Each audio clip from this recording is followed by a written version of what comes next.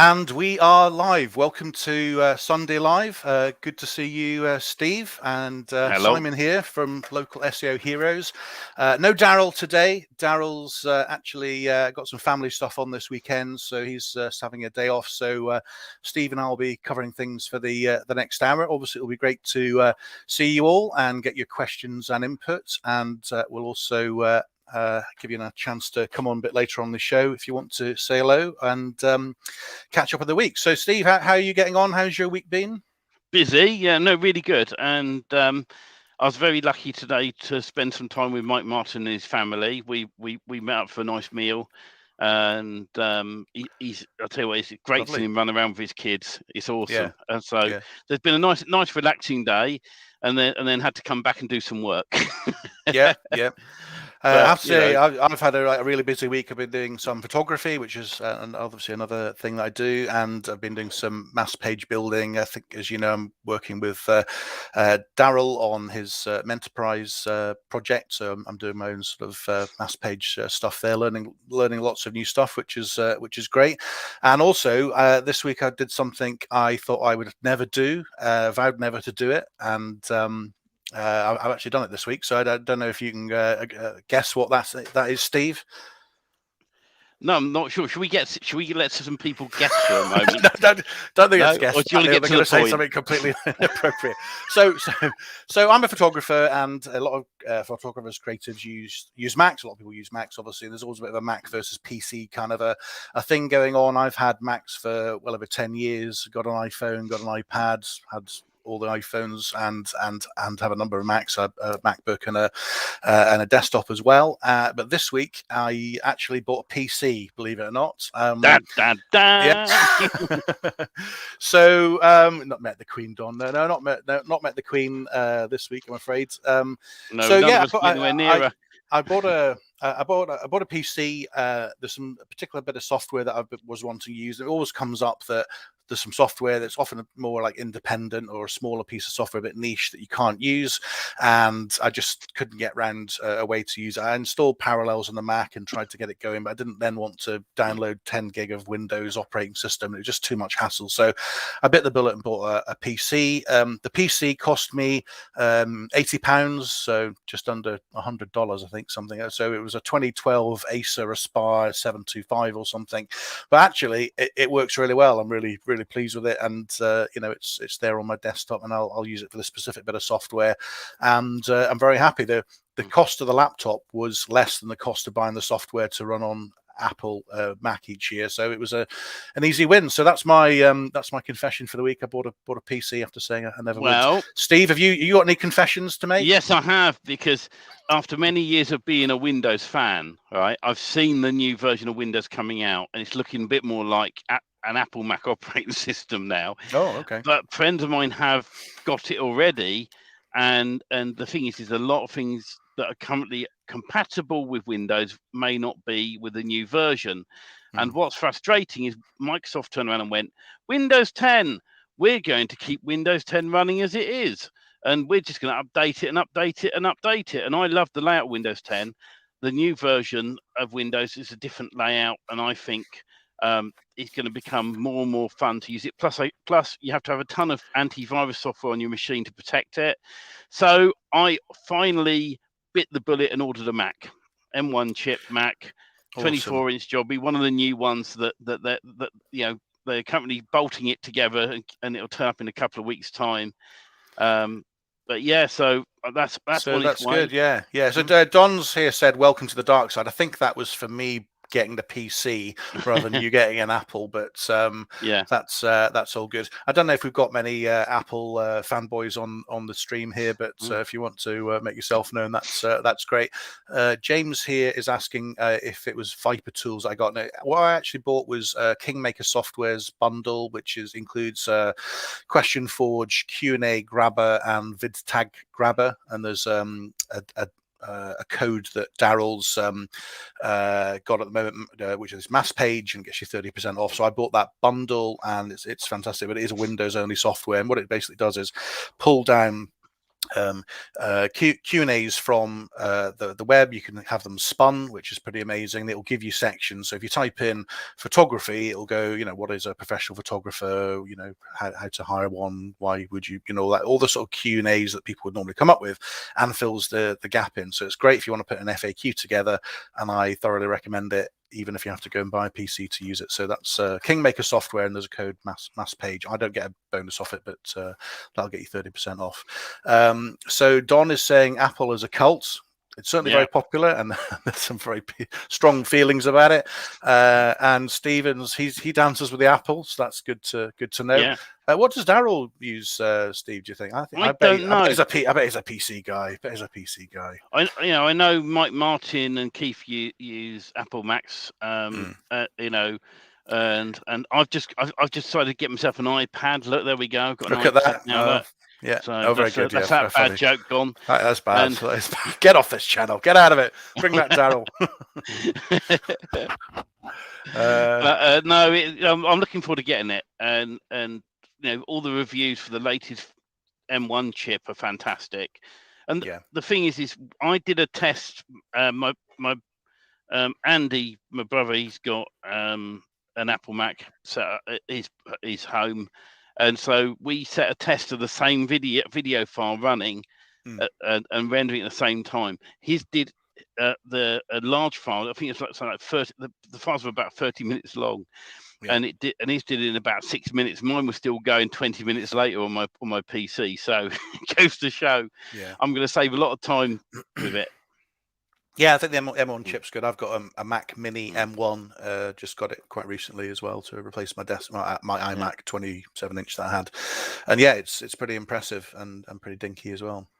So I wonder how many people watching tonight you prefer Windows or Mac. So pop in your preference, but Windows if you like Windows, Mac if you like Mac. I'd just love to know how many people are using what at the moment. But one thing about Apple Macs that I have learned this week is the fact that the operating system doesn't change that much. So you get used to it, and you're not worried about it all completely changing like the new version of Windows coming out. So I think that's quite good. So Dawn says OS2. People are calling out the Windows 10 there. Look, people are actually got the any Windows 7 users out there? Anyone Windows 98? Windows 98, yeah. Terry's got both, yeah. See, I run a VPS with Windows on, and so it means that if I've got any apps I want to run, I like to use a VPS because I have some heavy-duty apps that want to run all the time. And in the UK, we're unlucky to have average broadband of 80 meg max, and that's up, and normally it's 10 meg or 20 meg down. And so the thing is with a VPS you can get 500 meg both ways or a gig both ways. So I use my VPS for those purposes, and then but I like to do things more locally when it comes to video rendering. You can't do it so well on a VPS. I've got a VPS with Money Robot on, which I don't use often enough, to be honest, but I do have it on there. And I don't think if I put it on this laptop it would be any good. It probably wouldn't run fast enough from 2012. Just a quick recap, guys. Those that are joining us, Daryl's away with family. There's nothing wrong. He's busy with his family, and so he's back next week. And so you have to put up with us two this week, but we still got lots of information to give you guys and lots to share. So what are you talking about today, Simon? So I'm going to talk about keywords and topics and how they relate to SEO. Talk about keyword clustering, semantic keywords, search intent, all those sorts of things. Go through that, and then I'm even going to do a dangerous live demo on a tool I've only spent about 15 minutes playing around with, but I thought it was quite good, so it'll be for tonight, so we can have a go. How about yourself? What are you covering? Well, I'm covering the advantages and disadvantages of using Cloudflare and how I use Cloudflare. Now, I get asked a lot by people, how do I set Cloudflare up? And I don't give out that information because I don't want to be the person supporting it, even that lots of people recommend Cloudflare. But I am going to explain to you how I use it, and I'm not going to show you, but I'm going to explain how to easily connect Cloudflare to your domain name if you want to use it an easy way, because I know a few people have asked me that lately. And so I'll explain that to you guys, a few easy steps. But I want to just run through some of the reasons I don't use Cloudflare on my money sites. But we'll come to that in a little bit, Simon. Yeah, well, you sorry, I've just muted myself here. Yeah, I'm in the background trying to work out how I get my window on without shutting off the entire live stream. So I'll put my slides up, but if there's a technical hitch and we all go dark for a while, you'll know why. But you just keep talking in the background. I'll put my slides up and then we'll talk about topics and keywords. And obviously, as always, Steve, it'd be great to get your input on that. And people watching, just ask questions. Obviously, we try to add some value and help, and it's great to get your feedback and input. So if anything, if this sparks any questions, the main thing, guys, as well, it's always useful when you're watching these lives, whether you're watching the replay or watching it live, just pop in a comment bits and pieces that you may find that you'd like us to help you on. There may be a subject that you're not sure about. If you put it in the chat, and we can make notes, and then it may be a subject that myself or Simon or Darryl can talk about. We just want, the whole point of us doing this is to offer you value and talk about, directions to help you guys in your everyday business. So that's the main thing with this, is just giving you guys some direction and value. So and that's where now, Simon on our channel is our SEO expert. He'll talk about most things to do with SEO, and then myself and Dale, we talk about other subjects to help you guys along your way. So but you ready, Simon? Yeah, sounds good. So I'm going to press this button and we'll just get into it. So so we're going to talk about keywords and topics, and anybody that's got anywhere near SEO, and I'm assuming pretty much everyone on the stream watching has got into SEO one way or another. Keywords is the big topic, and going back more than 10 years, everyone's got a view on keywords, and you'll have spoken to somebody in maybe a forum like this, or anybody who's been involved in business, local business. Everyone's got a view on keywords, and even down the pub, people will say, "Oh, what you want to do is this or that." And there's all sort of the mystique of keywords and the secret sauce of which keywords you put in which order to get obviously ranked on Google, get some traffic, and get leads and sales, which is obviously what we all want. So keywords is a well-trodden path, but hopefully I'll share some things that might be new for you or spark some questions which we can go through. So look, let's talk old school SEO. Got blackboards here and school spelt wrong, and let's sort of cast our minds back to 10 years ago, before a lot of the Google updates like Panda and Hummingbird and Penguin and all those sorts of things.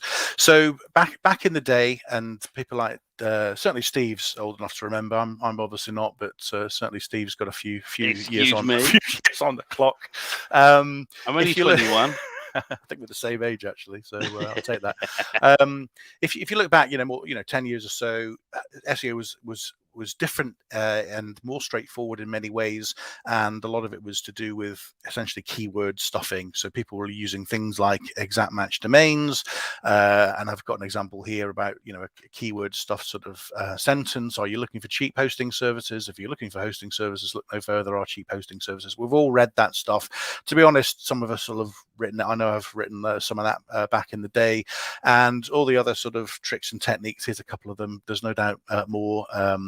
Hiding text behind images, doing micro font images, font 0, whatever, white font on a white background, stuffing them all in the bottom of the footer. There's all sorts of techniques that people have used. And to be fair, back in the day, these techniques would work because Google was much less sophisticated and was essentially counting the results, and it would respond to a certain amount of keyword density and keywords in the right place. Now, Google has improved, and we're going to talk a little bit about how it's improved. It's still not all the way there, so it's still not fully intelligent, and it can still be manipulated and tricked in various ways. But certainly that was back in the day, sort of old school SEO based on essentially keyword stuffing.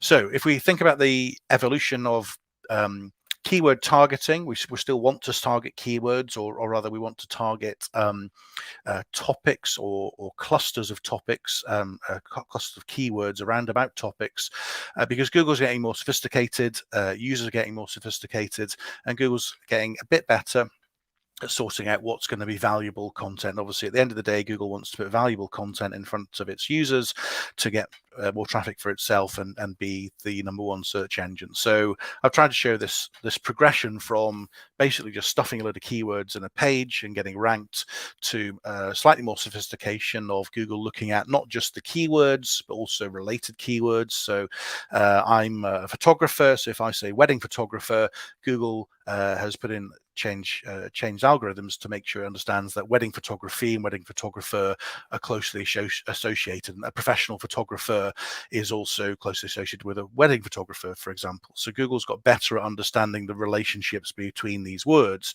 to a point that it understands topics, and I'll go through an example soon which shows how it looks at topics. And I think ultimately the progression of this ultimately is to full AI understanding and reading the text and reading the images. Now it's there in a number of ways, but not all the way there just yet. But let's just have a bit of a look at that. Okay, so here's an example. So if we talk about topics, which is really what we're focusing on for SEO now, not just individual keywords.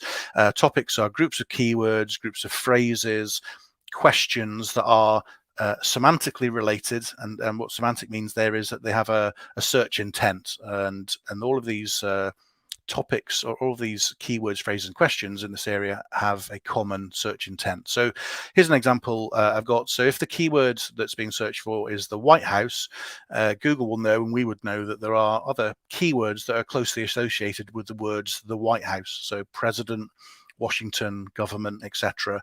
And then outside of that, there are also other related keywords that get a little bit more long tail or a little bit less directly related, but still relevant. So Joe Biden, obviously the president in the White House, Pennsylvania Avenue, obviously the address, the first lady is obviously the wife of the president in the White House. So there's a sort of ripple effect of keywords, related keywords, secondary keywords. Now, obviously, because Google needs to understand that if somebody types in the White House, it could present a load of results that said the Black House, the Red House, the Blue House, the Purple House, or whatever, but they're not semantically related. So most of the time, if people are wanting to search for the White House, the search intent, they want to know about the president or the states or government or the location of the White House.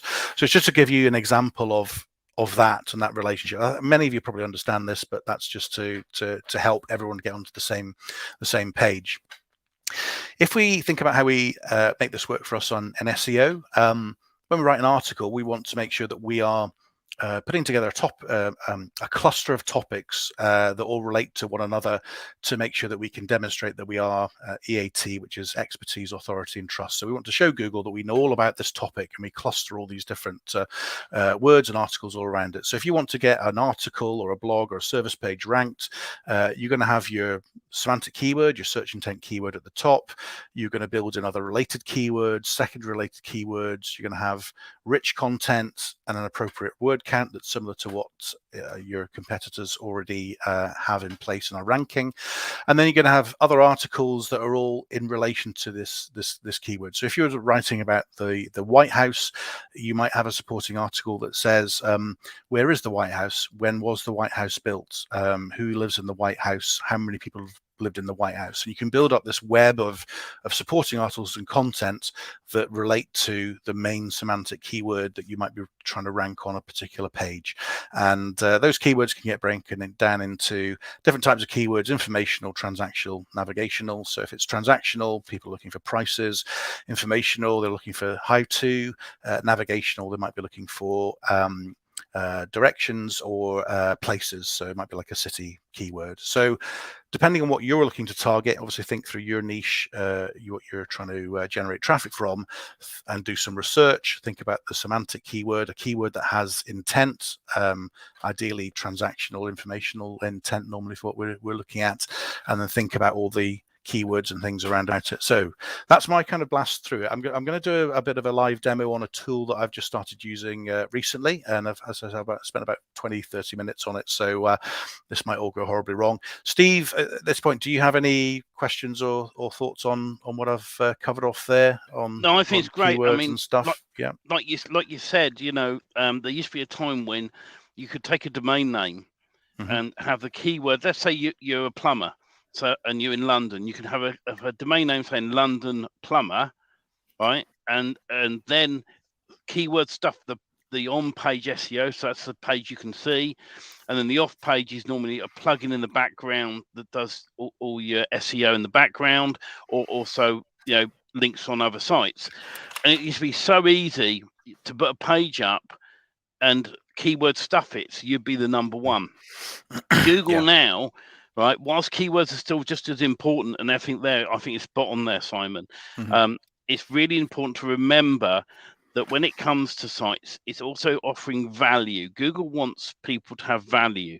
So when you get to a site, if you built a page and all it had was Plumber London all the way down it, not much else, maybe some other keywords related to underfloor heating or whatever, and someone visits your site and they go, well, not much, that's not what I'm after. I can't find what I'm looking for.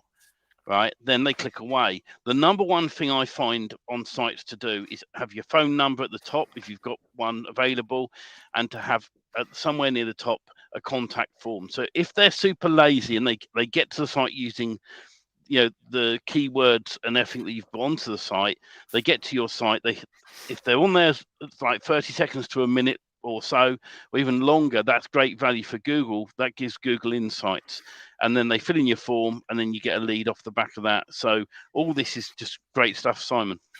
Cool. Okay, so let's do this this live demo. Oh, actually, no. Let's just mention this thing here, actually, which I touched on at the beginning, which is Google is very clever, and it's becoming increasingly clever. Obviously, AI is being used a lot, but Google still uses manual reviews, and it needs to do that because it isn't completely clever, and it certainly isn't human. So I think it's fair to say the Google algorithm still mainly about counting things within text and the links to that content and some of the articles that are surrounding it. It doesn't fully understand all the content, so I think it's still counting rather than fully reading and understanding, although it can recognize an image and it can do different things. It's not all the way there, and it still means that we have opportunities to use SEO to maximize things. So there's a few examples here which I thought was interesting. So Carl Roof is a well-known SEO from POP, Page Optimizer Pro, and high voltage SEO agency. And a couple of years ago, he did a really famous thing where he ranked in a high competition keywords a load of text that was just basically lorem ipsum, the Latin text all the way through pages, and he strategically placed keywords in the text at certain parts of the lorem ipsum, and he actually started ranking number one for a particular keyword. Google saw that, found out, shut down the sites, and changed part of the algorithm to deal with it. But as recently as only a few years ago, lorem ipsum text was being ranked by Carl Roof as a test. There's also an example I've heard of people taking pizza images, and actually they're really actually photos of computers, and just through different techniques of linking to them and alt text and descriptions, they were able to get pizza search images actually being picture photos of computers. And obviously mass page, obviously a lot of us are mass page builders here using different tools, and there are obviously people using software to generate hundreds of thousands, millions, sometimes tens of millions of pages of AI generated content. They're still getting ranked and still getting traffic. So Google's pretty clever, but it's not all the way there clever. It's not really reading, understanding everything that's put out there. So just sort of say that. So look, here's a tool that I've recently picked up. It's actually on AppSumo not so long ago, and I picked it up. I normally use SE Ranking as my all-in-one tool, but this one was pretty useful, so I thought we'll just have a look at that. Now I'm going to try and change over my tab, and how can I might need to share. While you do that, I'll just say something to a few people that the thing people forget as well is, yes, Google's the main player, right? And it's one of the biggest search engines in the world. But don't forget the other boys. You've got Bing, you've got Yahoo. Make sure you're in those as well and being seen, because I tell you now, I've had some great results off the back of Bing with cheap Bing advertising. Yeah. And Bing themselves will phone you up, right? You set an advert up, and you don't necessarily make it live, but you leave it, and they'll actually call you up and go, "We notice you haven't got a live advert. Can we help you optimize it?" And over the phone, they've helped me optimize some of my advertising.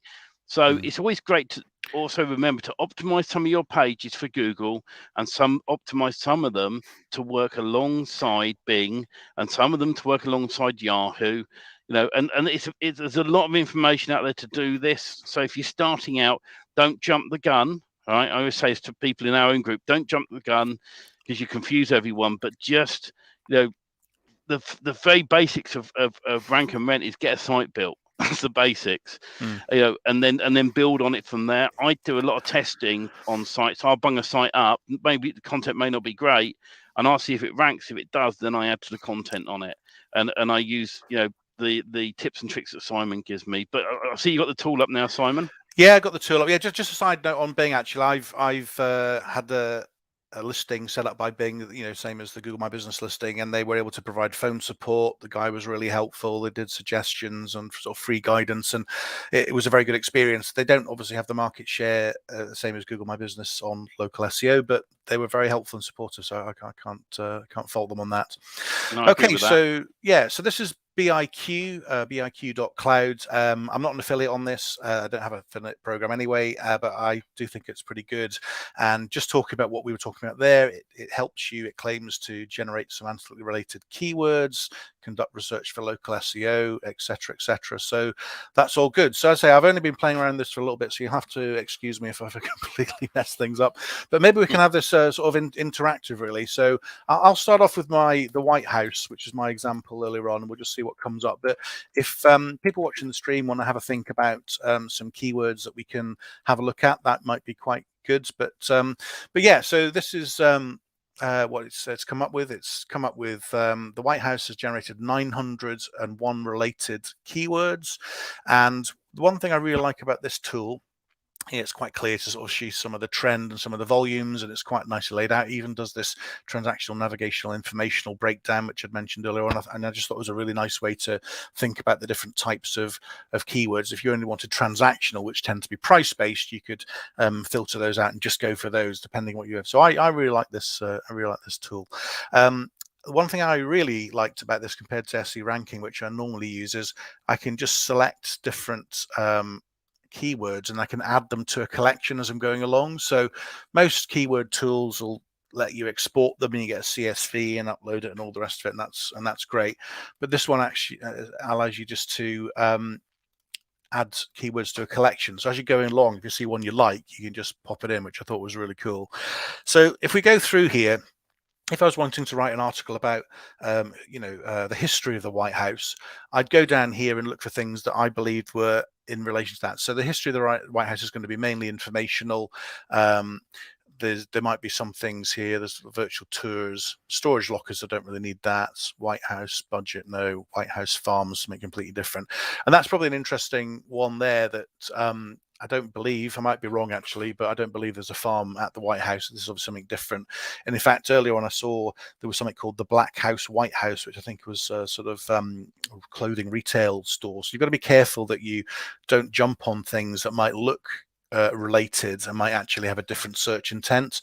So as we're looking down here to try and think of things that are related, which might be related to what I'm wanted to write about, which is the history of the White House. So the Rose Garden, I know, is the garden of the White House. So I think that's important. I would put that in. There you go. There's White House black market. That was it. Sorry. And that's like 450,000 searches a month. So it's massive. But actually, that I believe is a clothing retailer. I'm not familiar with it. Maybe somebody is, but that was something else. So you would use this to try and pick out the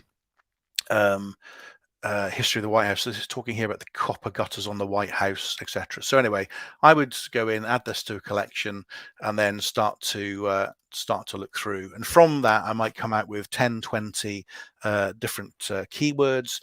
If I saw a question in there, and we know questions are really important because normally people are wanting a question to be answered when they search. So if I saw something like, what is the history of the White House, or who lives at the White House, these were all things that I would add to my collection. And in fact, this tool actually shows us. So let's just see what popular questions there are. Let's see if we can get it to generate some. I say this is the danger of doing live demos that I might not see what I expect to see here. But this is going to be, I believe, a little bit like answerthepublic.com, which is a great tool, free tool. Look at this. So here's some questions that's popped out. Is there a swimming pool in the White House? Does the president sleep in the White House? Why is it called the White House? So what you can see here is if I was writing my main article about the White House and I had my main keywords and related keywords, I could be also writing supporting articles that were associated with that main article, but expanded on the topic. So I could have in my main article, I could have why is it called the White House and have a paragraph on it. But actually, I could write a supporting article that was all about the history of why it's called the White House. I could do 1,000 words on it, and they would potentially be something that would show my expertise in this area about this keyword. So if you think about your niche, the question side of things is a great thing to get through. So anyway, that's just quickly. I don't want to go on all night about it, but that's just quite an interesting tool. biq.cloud. There's also Answer the Public. There's SE Ranking. There's SEMrush. There's loads of tools that do keyword research. This was pretty good because I like the add to collection function, and I like the navigation. So anything you'd like to look up, Steve? Or I don't know if people have got questions. I can't see the screen. I can only see biq. Mike in the group says, yeah, do solar. So do a search for solar. Yeah. And is it? Can you put city names in if you wanted to, or I can type a city name in. I mean, it searches for the states here, but if it's a UK, I can search in the UK. But London, go on, let's try solar London and see what. Okay, we don't get very good weather for that. Let's just try and change this over. Will it allow me to do that? There we go. Hold on. Right, there we go. Yeah, it even does London. Look, there we go. Let's do solar London. See what happens there. Solar London should be a kind of transactional kind of search term, but let's see what it says. Okay, so yeah, it says 10% of transactional, 285 keywords. It doesn't think there's much volume on this. Certainly from adding the city modifier, it suggests here. Now these tools are only ever estimates. There probably is some traffic, but it's certainly low, whatever it is. What you see here is obviously that's the transactional there, solar panel price, solar panel installers, and you do get some value here on best solar panels UK. So you might get away with Solar London, but you could also have best solar panels London. That might give you a little bit of volume. So yeah, if I was going down here, just looking at the kind of maybe some transactional ones, I might go down here just to try and look in. But you can see how people are using this UK modifier at the end, free solar panels. So what this tells me is that people aren't really searching solar on their own, they're searching solar panels, and that's really what you'd want to have in here, because I think solar panels is more intent, and it's obviously a product they're looking for, and installers is much more search intent. So that's quite interesting. So solar panel installation UK, I mean, that's very search intent based, isn't it? Very semantic, as they say.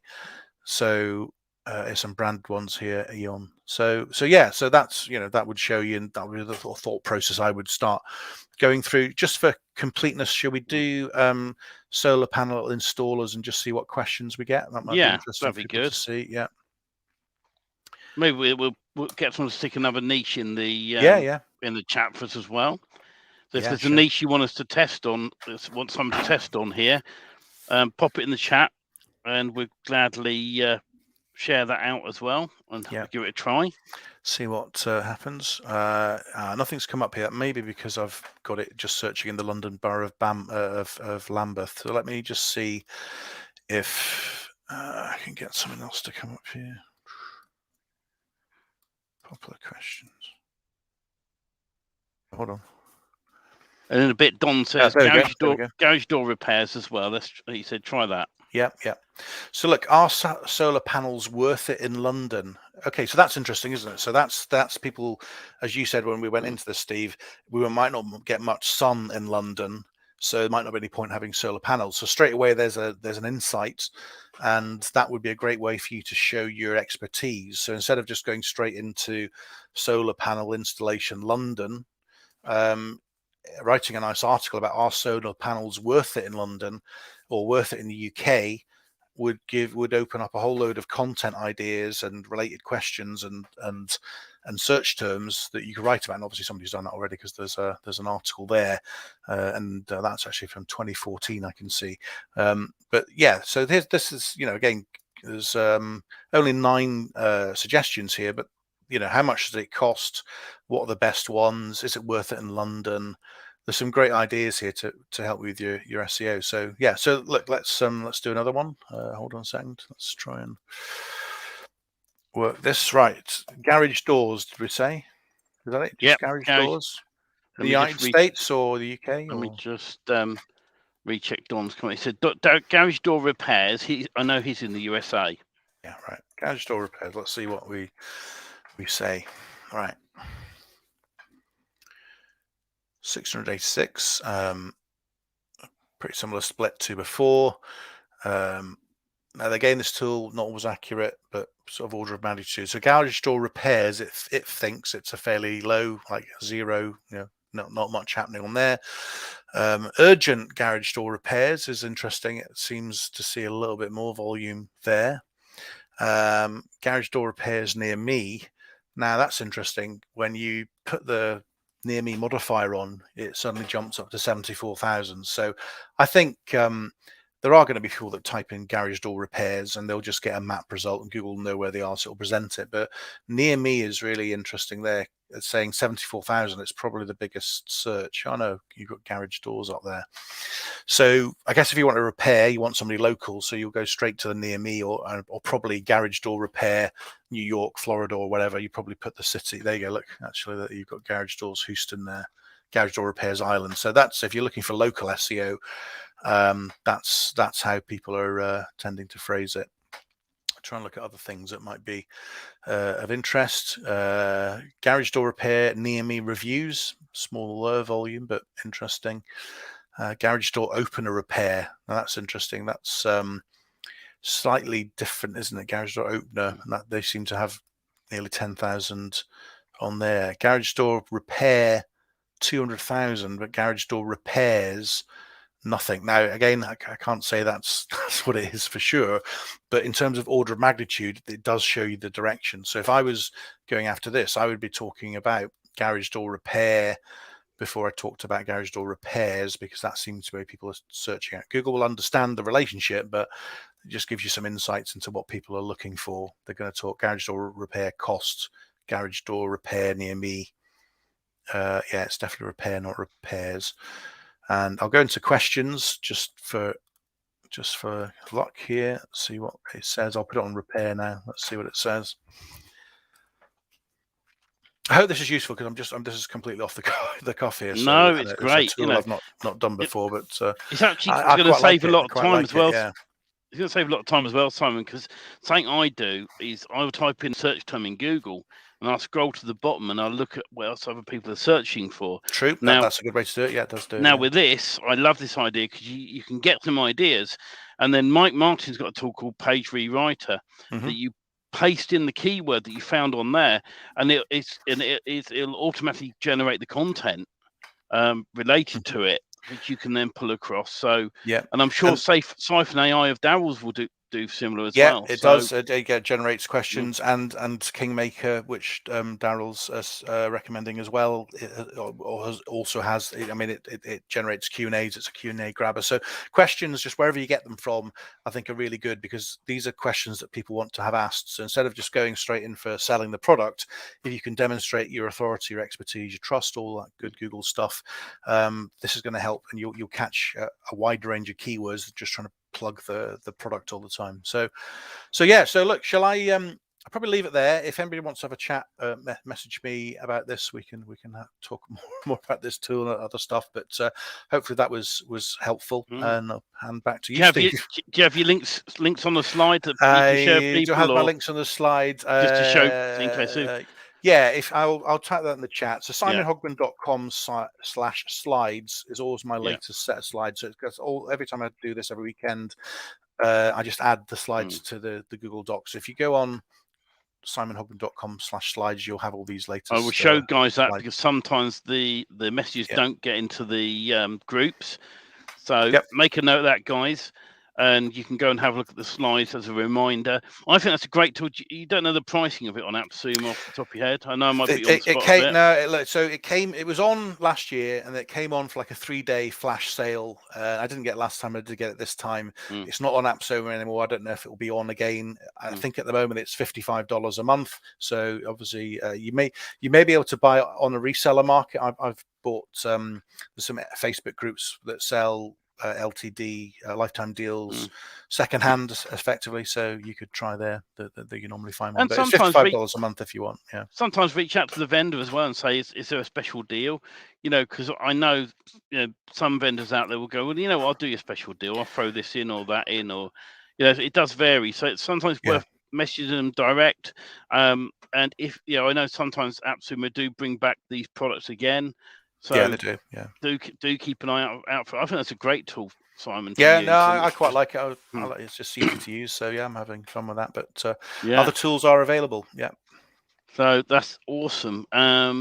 We've got Mike saying it would be good for picking. I'll bring it up now. It'd be good for picking keywords for pay-per-click. Yeah, absolutely. Definitely help with that too.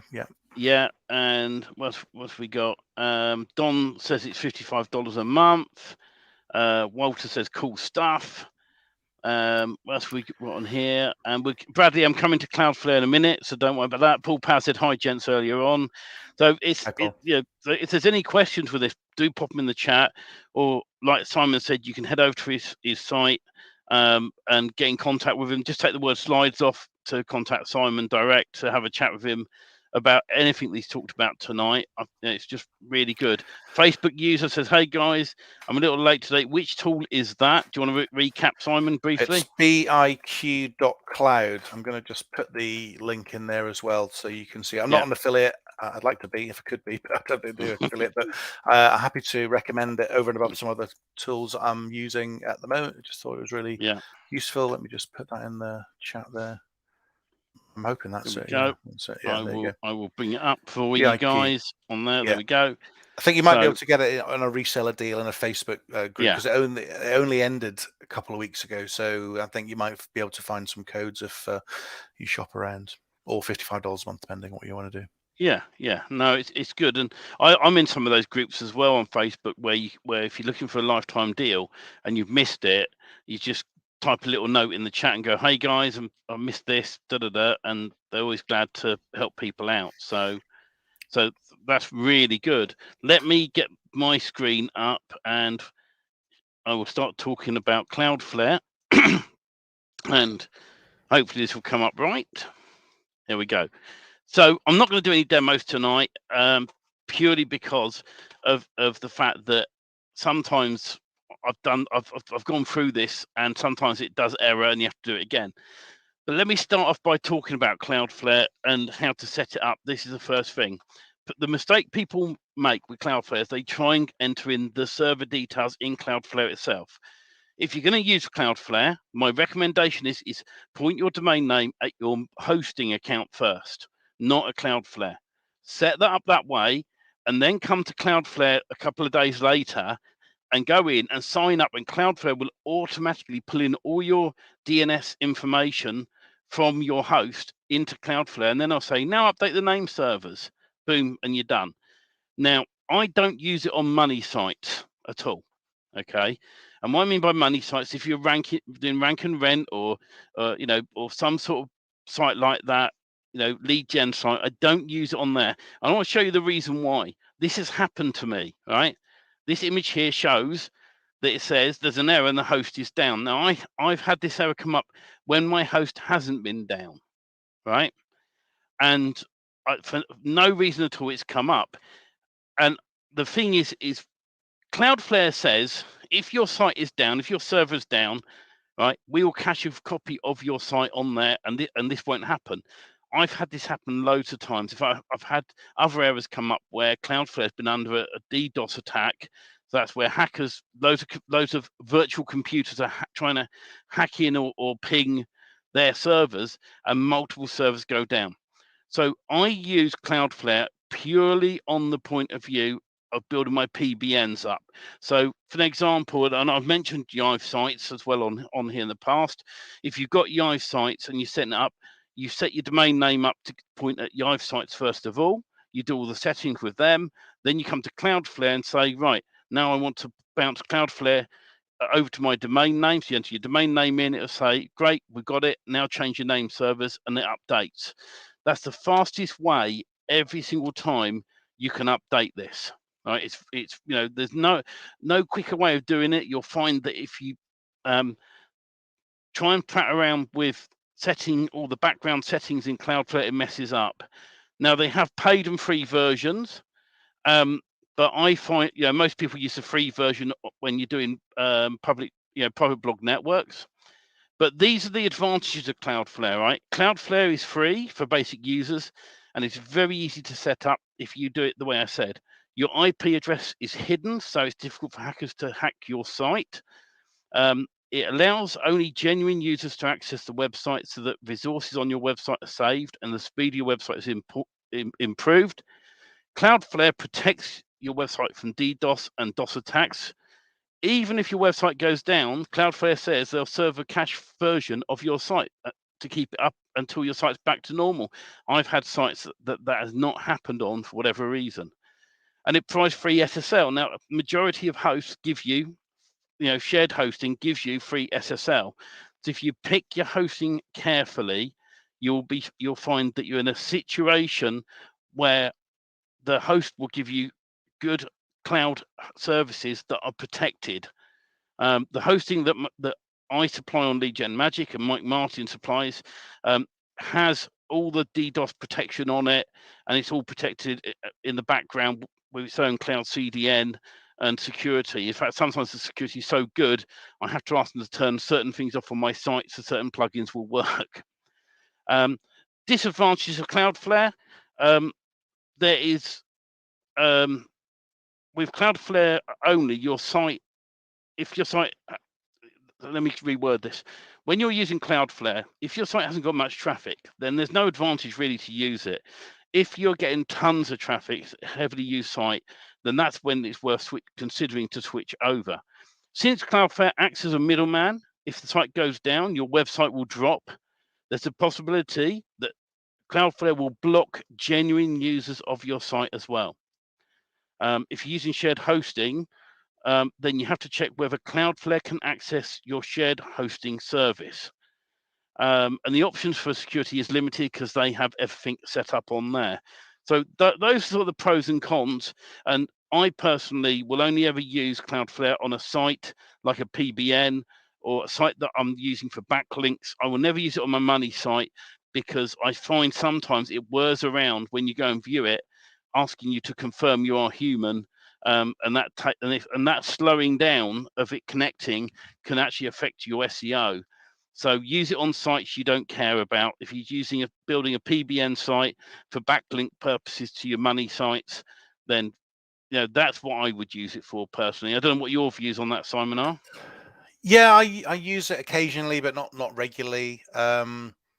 I think it can provide protection, and obviously it's a CDN and it's free, so it's used for that point of view. I mean, it can obviously change your name service as well if you want to shield those for any reason. So I think it's useful, and it's certainly mainstream and widespread. That the hosting I use has a different CDN, so I just use that, and that works fine for me. But yeah, I have used it, and I've had it on some sites. So yeah, I've even found that if you use Cloudflare and your own host has their own protection in place, that sometimes you could end up with double the amount of protection.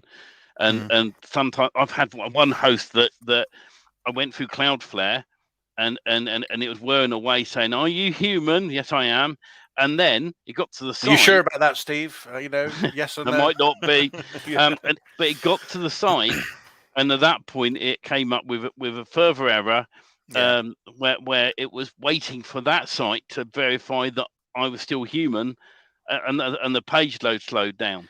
So you Yeah. have to be careful using both, and that's why what I normally do with PBNs, I buy the cheapest hosting available, and then I put my sites on there, and then I set up Cloudflare to those domain names for private blog networks because I don't care if they go down or not. They're not my money sites. They're just there as a supplement to boost my main sites. Yeah, I think it's also I'm not a technical person, but I think there's also potential for problems if you have your host has a CDN, then you're layering on Cloudflare as a CDN on top of it. You might have Short Pixel, which CDNs the images, and maybe you've also got NitroPack in there as well. And I think there is a risk that you just layer up a number of things, you don't get the result that you want. But I've got nothing against Cloudflare to use it as popular. No, but don't use Cloudflare with NitroPack. I found that it doesn't work very well. And like Simon just said, you could be double layering, everything in place. So if you want, my advice, you want to build a fast site, I found using Gutenberg in WordPress, it speeds your site up. If you're not keen on using Gutenberg or Cadence blocks and you prefer Elementor, shrink the size of your images down. Make them so that the size of them, it's no good loading a massive big picture in a very small box. All right, you've got to make sure that the pixel size of the image is correct and matching what you're using on your site, and that'll speed the site up. Number one error, if you go to Google and do a search for Google page speed, one of the main things that comes up there is the size of your images. Shrink them down, then run it through a CDN or NitroPack, and your speed will come up. Sounds good. Yeah. So awesome amount of information as always. Yeah, it's covered a lot today. Yeah. So yeah.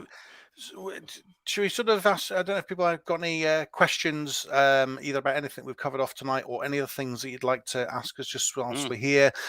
We always like to get some feedback and interaction. Are we getting people on the guest line today? Well, here we go. Can we do that if Daryl's not here? Can we do that? Look, if you want to pop on and say hello, we won't keep you on for too long because we want to make it fair on how long we're on for. If you did want to pop on and say hello, just go to this. It's not the usual link because I haven't got access to Go HT. So dfimagicthemes.com/Sunday will bring you in here to where we are. If you wanted to come and say hello, we can pop you on briefly if there's a question you do have. If not, you guys can also come over after this to dfimagicthemes.com/live, and we do the live for you thing where you grab yourself a cuppa, pop in, say hello, just have a chat. I know Robert's going to be waiting in there, but if you want to pop on, do please pop on and say hello. We always love to hear from you. And yeah, you can just come and say hello. You don't have to have a well thought out question. Just come and say hello. It's nice to see people. Come on and pretend to be Daryl. If you don't want to come on, you can just type a question in. Yeah. And I was going to say also, I mean, I each week I try and think of something to talk about, and I hope what I talk about is useful. Let me know if it's not. But if you do have anything you'd like me to cover next week or the week after, give me a suggestion, and I'll see what I can come up with, and that would be great to know about that. So, Walter, yes, a question. Yeah, a couple of things are happening, right? I was having chats with Mike Martin, and we found a lot of page plugins are slowing sites down. So he's switching to Gutenberg with his builds. And what I'm doing with Lead Gen Magic, and we're frantically trying to get this done as quickly as we can for anyone who's got Lead Gen Magic, is we're building the blocks club. So what I mean is you're entering a code, it will pull in the blocks onto your site, and you can then very quickly go, right, I want that block, pull it in, and then the code will work with Daryl's magic form. And the idea is you just change a number to make the next description body box work your way up with the titles and stuff. So we've got Des working on this, but as with anything, it takes a bit of testing to make sure it's reliable. As soon as it's ready, it'll be live for anyone who's already in leadgenmagic.com, and the lifers are getting free access to that as well.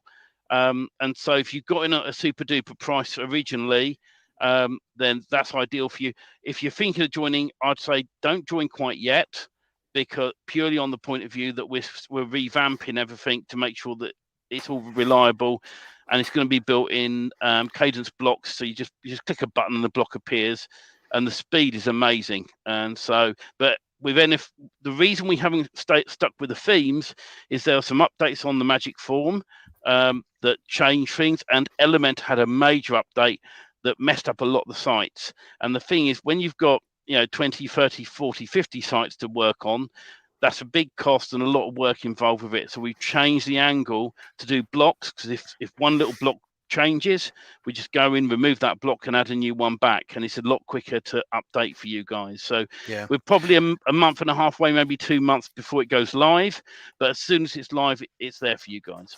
I was just going to say, Steve, on Gutenberg, the fact that Mike's looking at that much more closely now, and you say it's his intention to go down, I think that's actually quite big news in a way, because I've been involved, in this maybe 5 or 6 months, and when I first got into Magic Page plugin, I know at the time Elementor was very much the way forwards, the kind of de facto. In fact, one of the first discussions you and I had was about, can I get this working on Cadence, and we had a bit of a chat about that. So I think it's really interesting now that actually Gutenberg is kind of shifting a little bit the focus. I believe it's the way forwards, and all the Magic Page sites that I've got are now on Cadence and Gutenberg, and it's got a good result. So I think it's pretty interesting, because I know Mike and Keith are very much focused on Elementor as the sort of standard offering, the standard approach. So if they are using Gutenberg more, that's pretty notable, I think what's happened, it was the last major update with Elementor. I think that, because the thing we're finding is like with Oxygen Page Builder, in Mike's group, there's a way of making Magic Page plugin work with Oxygen Page Builder, and I did that video for Mike originally. That's how I got to know Mike. And so that's, if you do a search for Oxygen Page Builder in Mike Martin's group, my video will come up, and it shows you how to use it with Magic Page plugin. But once again, it's another plugin that you click a button, it takes you into an editor. And I still like Oxygen Page Builder, but it has its right place in the market. Elementor did a major update not long ago, messed up Magic Page plugin, and they fixed it. There's still 1 or 2 themes that play up. What will happen is you'll fill in the SEO in Magic Page plugin, go into Elementor, come out, and the SEO's been wiped. And so that was the point, and then when the last update of Elementor happened, I went, right, none of my themes are working. And we did some bug fixes to get it sort of working. And then we took the final decision. We said, no, okay, enough's enough. I'm not going to mess around with this anymore. We're just going to do a very simple thing and change over to Gutenberg and Cadence blocks. And we're using the Cadence Cloud to build out everything for people. And by doing it in blocks, it means you can build your own page up top to bottom. So hero section, different sections. And the thing is we got the code for it, but sometimes when you put code into a website, the code plays up, and we got to tweak some things to make sure it works properly. So once we get the first set done, then my devs will be motoring with all the other variations for you guys. But I've always said we've been holding back for a while, because like I said, there's some updates on Daryl's form. There's updates with Elementor, and so I wanted to revamp the whole lot. But the thing is people have gotten on Lifetime. You're getting the hosting from me for free anyway on the Lifetime deal that I originally did. And anyone who's in on the deals they got at the moment, when we launch the Blocks Club, the price is going to go up. So if you're in on a great deal and you're happy with it, stick with it. If you're not, message me. I'm always happy to talk to you guys and look after people who are paying monthly to make sure you're all okay. So it's I always look after my customers like all of us do. Okay, sounds good. So look, we're nearly at 11 o'clock. Nobody's volunteered to come on and say hello. Tend to be Daryl, which is fine. No, we've got no Daryls, but that's okay. Hopefully, people enjoyed the stream, and hopefully we gave you some help and some value. That's what we're trying to do. Yeah. Daryl will be back with us same time next week, and obviously, Steve, are you doing your coffee in the chat? Yep. Mm-hmm. Yeah, so come on over to dfymagicthemes.com/live. I can do a BBC thing, right? That in the UK we have BBC television, right? And if I share my screen a minute, I can actually take you guys over. Look, watch this, look. So Robert doesn't know this yet, but if I share this, look, and it comes up, look, there he is. Does he know this? No, he doesn't know he's live on our stream. That's So cruel. That's cruel.